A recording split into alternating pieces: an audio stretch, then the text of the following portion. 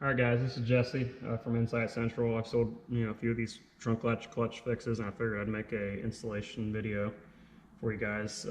Some of you have questions on how to install it. I know it's a little difficult to page through the forum on all the different threads and try to find the right information, so I thought I'd make a condensed version here.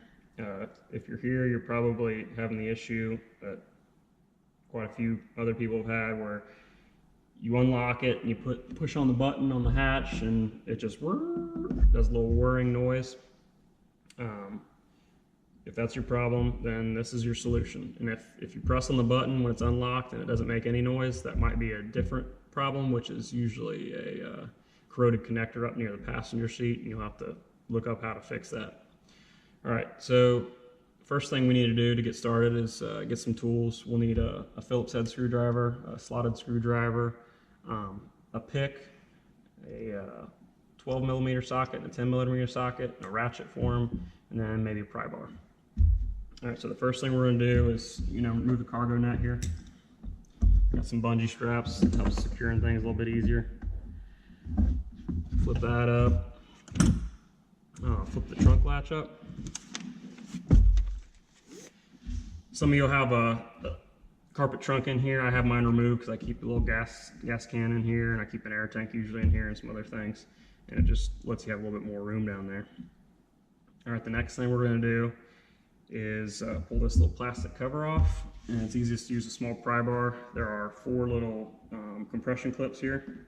So we'll just stick it in one side, kind of peel up, stick it on the other side, peel it up. Set that out of the way. Next, what you want to do is remove, there's 5 little plastic holds for the carpet here. There is one here, there's 2 down here. These have been long broken on this car. And then there's also one under this carpet flap over here.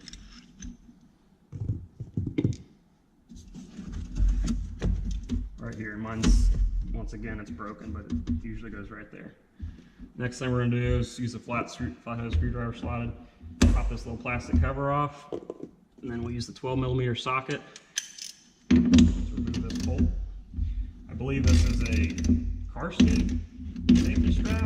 I don't know what else it can be used for. I find it odd you have a car seat in here, but so we'll remove that.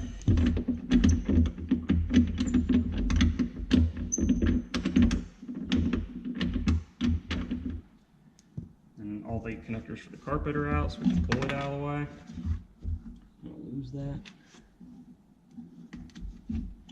Pull this carpet up. Over the little tie downs. Move it out of the way. All right, the next thing we are going to do is remove the little electrical clip down here. You just push in, pull towards passenger side, and then this has a stay on the body that we'll have to move over, I think, to get the latch motor off. I think you just slide a screwdriver in behind it on the driver's side, kind of wiggle it back and forth, and it'll slide towards the passenger side and come off. All right, the next thing we're going to do is pull this little foam piece up and out of the way. Go for a step. And behind here there'll be a little blue connector with a steel rod going through it. We'll want to rotate the blue connector 90 degrees and pull the steel rod straight out. And it'll fall down in the way, it's no big deal. Next thing we're going to do is remove these 3 Phillips head screws here.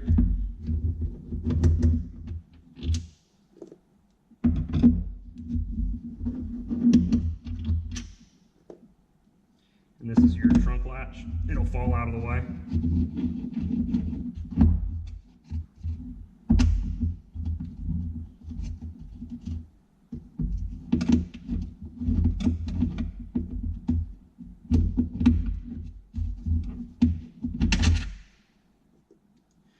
Once those 3 Phillips screws are out, we'll remove these 4 10 millimeter bolts that are holding the latch motor in place.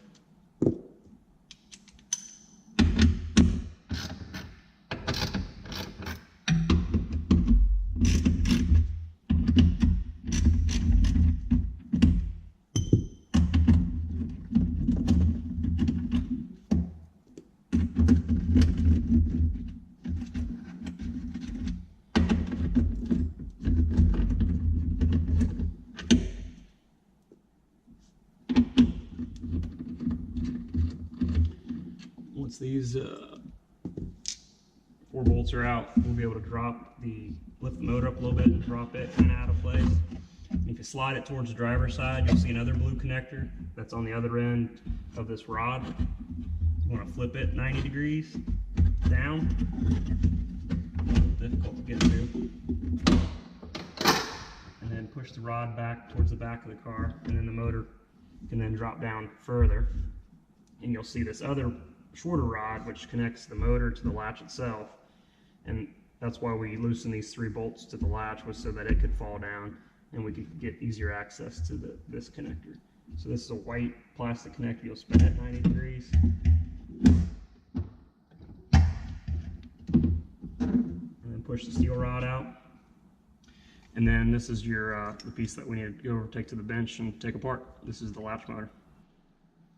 All right, once we have it on the bench, first thing we're going to want to do is disconnect this little wiring connector here. You just push in and pull out, and it'll slide right off. Next thing we're going to want to do is remove these seven Phillips screws around the perimeter.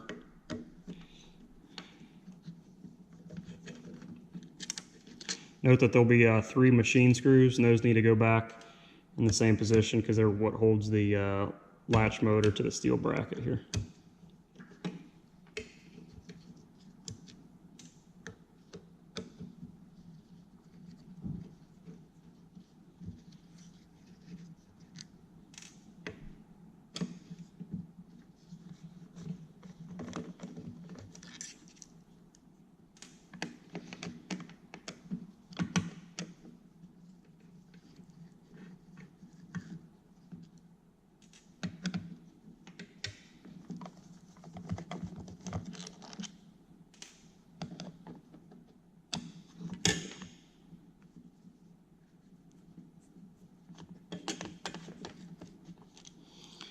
All right, once we have those 7 screws removed, we're going to go ahead and pull the latch motor off, and there'll be a little plastic bushing on this rod.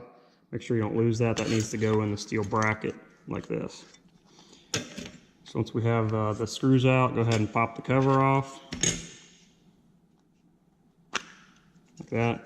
Try not to do it upside down and lose orientation on where these sprockets are at.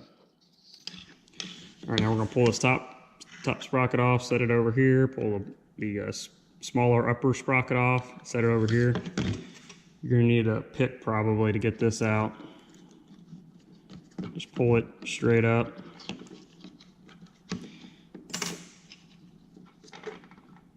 Like so. And most likely you're going to see this is the original stock piece. It'll be sitting down in here. If you have the whirring problem, it'll most likely be cracked either right here on this side or right here on this side. I went ahead and replaced mine already, and it just stayed on the shaft. So what you're going to want to do when you pull this piece out is you want to take this apart, and there'll be a little spring inside of there, and you'll need to reuse that on the new piece. So we'll go ahead and take this off here.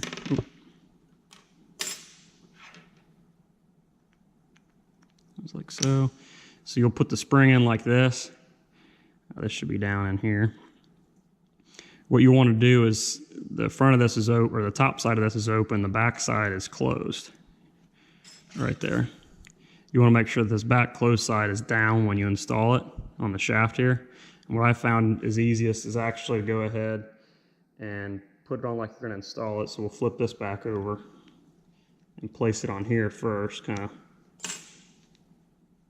get it on down there, and then slide it up where the spring's at. It's a pretty snug fit, but it'll fit on just like that. And then we can put it back in the case, and you'll probably see that it just barely touches right here. Just kind of push it up just a little bit and it'll slide down into place, mesh with this worm gear here. It's good to go. Now we can put this piece back on. Upper sprocket, put the big sprocket back on, kind of mesh the gears around so it fits. You'll maybe need to bend that a little bit, and it's all back together. And this should move back and forth, probably sound just like that. All right, so now what we're going to do is put the cover back on,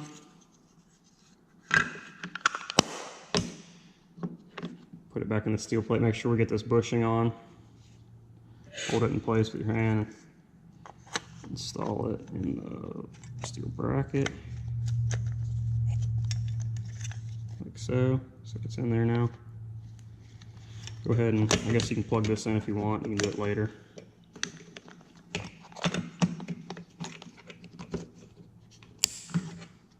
Make sure that bushing's still in place. I'll put the 3 machine screws in first. One goes here. One goes here. The other one goes here.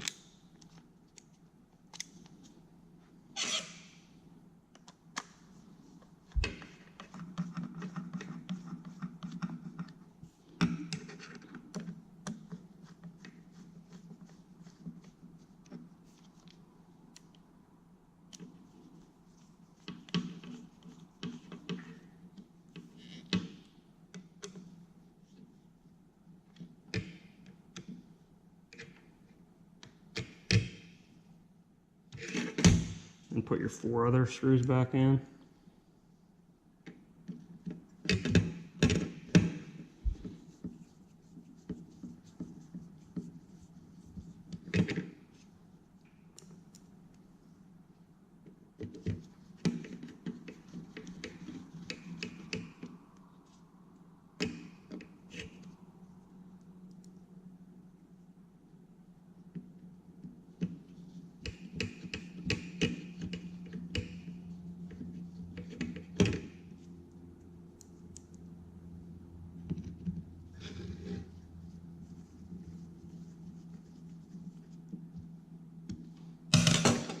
Now it's ready to install back in the car. You can see our bushing's in place, wiring connector's good, it's nice and solid.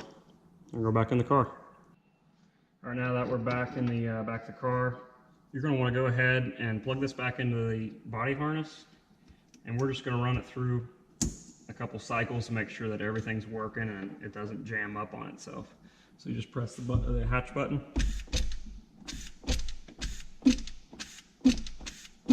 You can see it's working just fine. So go ahead and disconnect the little wiring harness here.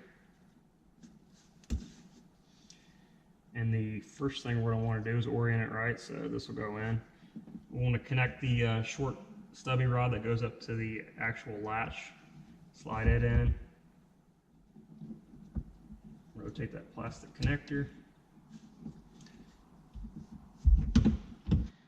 Once we have the short rod here installed, next thing we want to do is kind of lift it up just enough.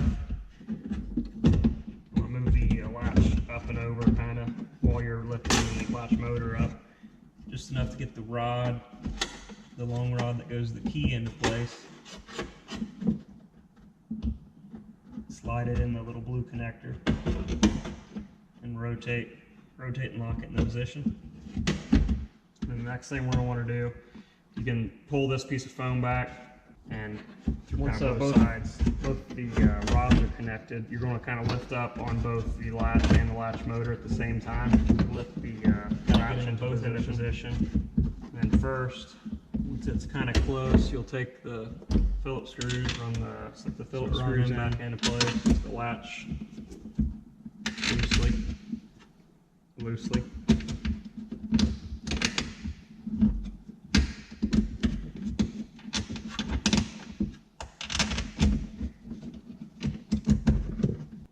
Lift the latch motor into position and put the 4 10mm bolts into place loosely.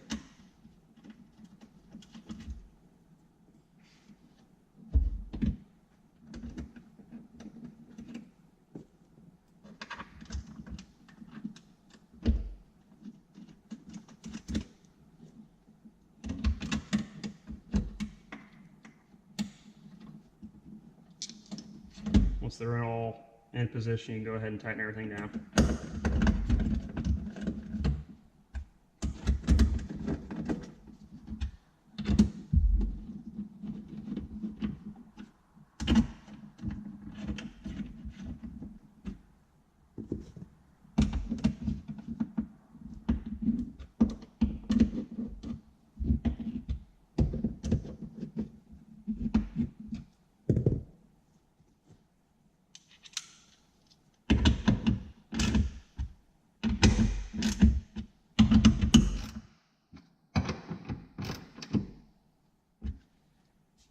Once those are tight, you want to slide your latch motor harness back onto the little stay here.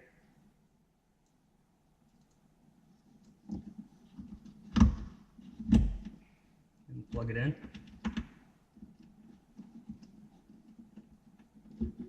And then the last thing we got to do to connect is this rod back in here to the blue connector. It should line up just about right.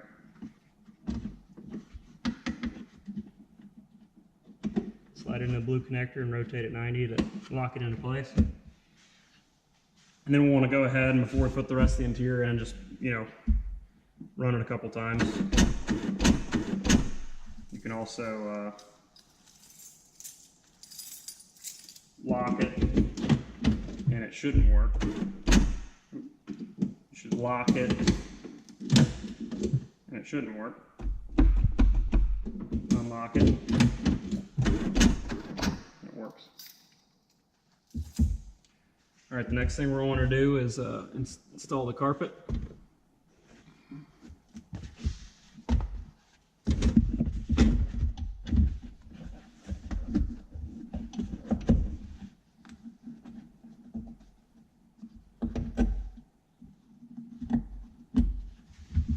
You'll have the two connectors here and one here, but mine are both broken off.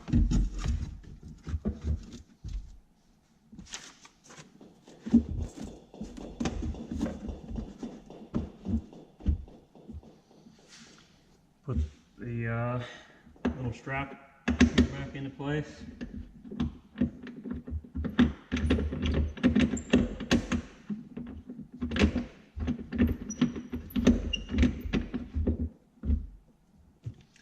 Tighten down with 12mm socket.